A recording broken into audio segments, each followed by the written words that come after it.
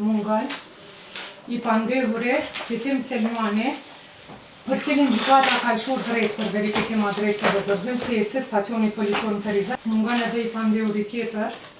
Blerem Haradinaj, për cilin gjykata ka lëshuar dres për verifikim adrese dhe dorëzim krijese.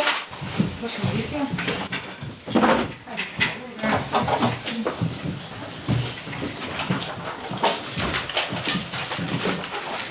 E hapim seancën e shqiptimit fillestar në çështjen penale 20/9/25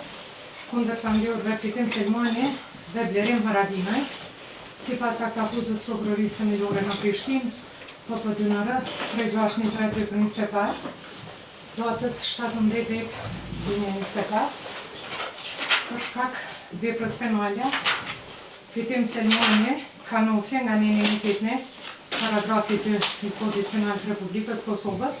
si dhe Blerem Haradinaj për shkak veprës penale ka nosje nga neniteti paragrafi 2 i Kodit Penal të Republikës Kosovës. Hapim seancën, konstatojmë prezencën e palëve,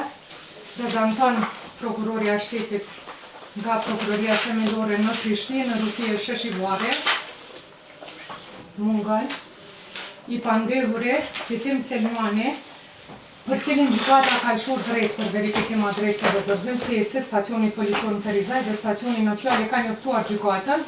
se kanë vepruar në bazë të dresës, mirë po i njëjti nuk është hasur në lokacion, por është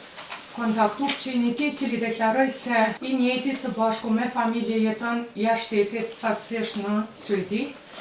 Gjithashtu, mungon edhe i pandehuri tjetër Blerem Haradinaj, për cilin gjykata ka lëshuar dres për verifikim adrese dhe dorëzim krijese, dhe ky stacion na ka njoftuar që i pandehuri Blerem Haradinaj gjendet në Zvicër, andaj nuk kanë mundur t'ia dorëzojnë krijesen. Gjithashtu mungon edhe i dëmtuari Gjemajl Reqa, si dhe përfaqësuesi i tij autorizuar, cilët për këtë seancë kanë paraqit kërkesë për shtyrjen e së njëjtës, me arsyetimin që i dëmtuari ka një angazhim në ceremoninë e çmimeve vjetore të gazetarisë, si dhe njëkohësisht kërkesës për shtyrje ka bashkangjitur edhe provat lidhur me këtë çështje, andaj meqense nuk plotëson kushtet për mbajtjen e shqyrtimit fillestar, seanca sotme nuk mbahet, e njëjta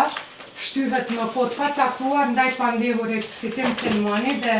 Blerem Haradinaj, gjykata do të lëshojë urdhër arrest.